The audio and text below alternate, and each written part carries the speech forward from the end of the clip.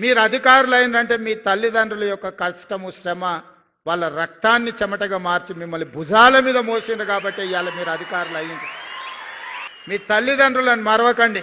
వచ్చిన ఊరును కన్న తల్లిదండ్రులను మరవకండి. మన నేపథ్యాన్ని మరవకండి. మీరు ఏ కుర్చీలో కూర్చున్నా మీ ఎదురుగొచ్చి నిలబడి ఒక పేదవాడు మీ కళ్ళల్లో మీ తల్లిదండ్రులే ఒక అధికారి దగ్గర పోయి నిలబడితే ఏం పరిస్థితి ఉంటుందో మీరు అది ఒక్కసారి ఆలోచనలకు తెచ్చుకోండి. నిస్సహాయంగా మన దగ్గరకు వచ్చే వాడికి సహాయం చేయడమే మన బాధ్యత. ఈ రోజు మీకు ఇస్తున్న అధికారం నిస్సహాయులకు సహాయంగా అండగా నిలబడే అధికారం ఈ రోజు ఈ ప్రభుత్వం ఇస్తుంది. నేనైనా మీరైనా మనమైనా నిస్సహాయులకు సహాయం అందించడమే మన బాధ్యత. కన్న తల్లిదండ్రులను పుట్టి పెరిగిన సొంత ఊరిని అభివృద్ధి చేసుకోవడం మన బాధ్యత.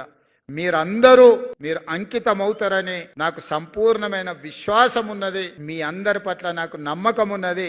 తప్పకుండా చూస్తా. ఎవరన్నా తల్లిదండ్రులను చూసుకోకపోతే మీ జీవితంలో 10-15% కోత చేసి మీ తల్లిదండ్రుల ఖాతాలు వేస్తా. చట్టమే తెస్తున్నా. ఆ చట్టాన్ని మీతోనే రాపిస్తా.